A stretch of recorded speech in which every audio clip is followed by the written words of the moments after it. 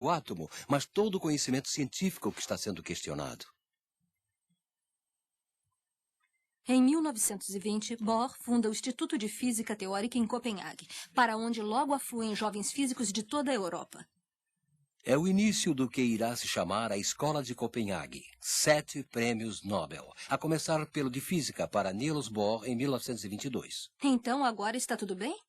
Nem pensar. O modelo de Bohr explica o espectro de um único elemento, o hidrogênio. Bohr viaja muito. Ele é convidado para fazer conferências em várias cidades da Europa. No início de 1922, ele está em Göttingen, local do alto pensamento matemático alemão. É aqui que ele encontra um jovem físico de 20 anos que ousa lhe fazer objeções, Werner Heisenberg. Impressionado, Bohr o leva para um longo passeio no campo, durante o qual fala de suas pesquisas atuais, de suas dúvidas e esperanças, e o convida para trabalhar em Copenhague, no Instituto de Física Teórica. Convite que Heisenberg só poderá aceitar na Páscoa de 1924. Em Copenhague, ele descobre a atmosfera criativa e informal que reina no Instituto. O ping-pong parece ser a única verdadeira atividade experimental. Durante os 3 anos seguintes, Heisenberg passa uma boa parte do tempo com Bohr e sua família. Aos poucos cresce uma grande amizade entre os dois homens e uma nova visão do mundo atômico. Ao contrário de Bohr, Heisenberg rejeita as analogias tiradas do mundo visível. Ele abandona a ideia das órbitas eletrônicas e aborda o problema de forma puramente matemática. Seu modelo vai chegar a uma descrição estatística do átomo. Num determinado momento e local, só a probabilidade da presença de um elétron pode ser conhecida. Há uma verdadeira explosão da física atômica na Europa. Em Copenhague, em torno de Bohr, multiplicam-se os modelos atômicos e as equações. Heisenberg, Wolfgang Pauli, Paul Dirac e outros desenvolvem o modelo atômico do mestre. O francês Louis de Broglie havia sugerido que, se existem partículas de luz, a matéria também se comporta como uma onda. A partir desta ideia, o austríaco Erwin Schrödinger constrói uma outra teoria matemática, a função de ondas. Assim, ele espera livrar a física dos quanta, que ele considera grosseiras dissonâncias na sinfonia da física clássica. Mas, após longas discussões com Bohr e Heisenberg, Schrödinger acaba aceitando a ideia do quanta. E o melhor, ele demonstra que sua teoria é logicamente equivalente à de Heisenberg. Receberão o prêmio Nobel de Broglie, Pauli, Dirac e Schrödinger. Mas, para Bohr, os modelos matemáticos não são nada se não levarem a uma verdadeira compreensão dos fenômenos em si. É aí que tudo se complica. A característica ondulatória da luz é provada por uma experiência clássica, as fendas de Young. Projeta-se luz através de uma primeira tela com 2 fendas. Na segunda tela, observam-se as raias provocadas pelas interferências entre as ondas. Mas, sendo a luz composta de partículas, pode-se projetar os fótons um por um.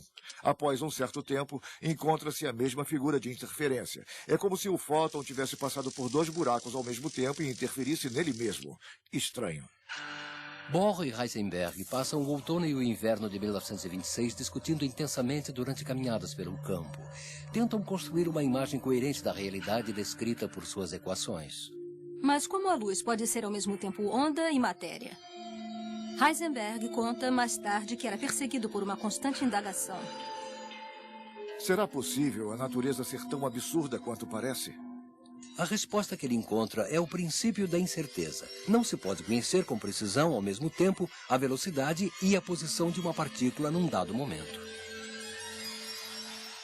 É como fotografar um objeto em movimento. Se você abre por muito tempo, você tem uma ideia da velocidade, mas é nebuloso.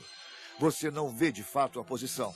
Se você abre um tempo muito curto, você vê cada vez melhor a posição, porém cada vez menos a velocidade. Surge uma aurora nos novos tempos, exclama Pauli, seu velho amigo, ao saber desses resultados. Estas novas ideias serão apresentadas aos grandes físicos da época durante um congresso em Bruxelas em 1927. Bohr passou meses escrevendo sobre todas essas descobertas. Pesou cada palavra para explicar com o máximo de precisão o que se chamará mais tarde a interpretação de Copenhague. Bohr não vê a hora de conhecer a reação de Einstein. Nessa época, Einstein não é mais o jovem anticonformista isolado de 1905. Aos poucos, o princípio da relatividade se impôs a todos. Em alguns anos, Einstein atinge uma celebridade jamais conhecida por outro físico. Sua personalidade e suas tomadas de posição contra o militarismo fizeram dele um personagem público e um verdadeiro símbolo. Em 1913, Max Planck o convida para voltar à Alemanha com o título de professor e total liberdade para suas pesquisas. Após muita hesitação, Einstein acaba aceitando. Em 1927, ocupa um lugar de primeira linha no Instituto Kaiser Wilhelm II em Berlim. No centro das instituições prussianas das quais ele havia fugido, Bohr faz sua conferência e a reação de Einstein é imediata. Ele rejeita tudo. No dia seguinte, ele propõe um primeiro argumento para tentar atacar o princípio da incerteza.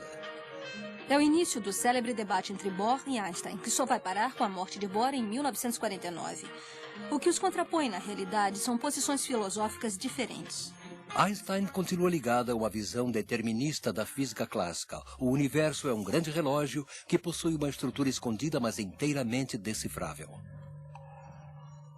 No esforço que fazemos para entender o mundo, parecemos um pouco com o homem que tenta entender o mecanismo de um relógio fechado. Ele vê o mostrador e os ponteiros em movimento, ouve o tic-tac, mas ainda não sabe abrir a caixa.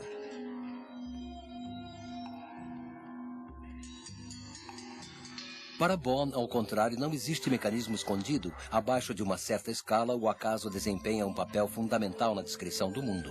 A partir daí, as leis da física quântica se expressam de forma estatística.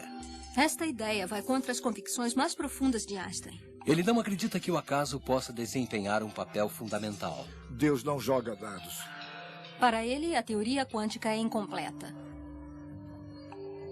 Para Bohr, ao contrário, a incerteza é uma lei fundamental da realidade.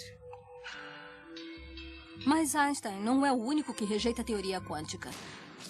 Na Alemanha, já se começa a associar a relatividade ao quanta, designando-os física judaica. As posições antifascistas e antimilitaristas de Einstein fizeram dele um alvo privilegiado para os nazistas. Pouco a pouco, a atmosfera em Berlim torna-se irrespirável. Quando Einstein embarca para os Estados Unidos no dia 10 de dezembro de 1932, ele pressente que não voltará mais para a Alemanha. O Instituto de Altos Estudos de Princeton oferece-lhe uma cadeira. Ele não hesita. Quando Hitler chega ao poder, um dos primeiros decretos do novo regime proíbe que judeus ocupem cargos oficiais. Uma parte dos universitários alemães, entre eles Planck e Heisenberg, reage assinando uma petição, mas é muito pouco e tarde demais.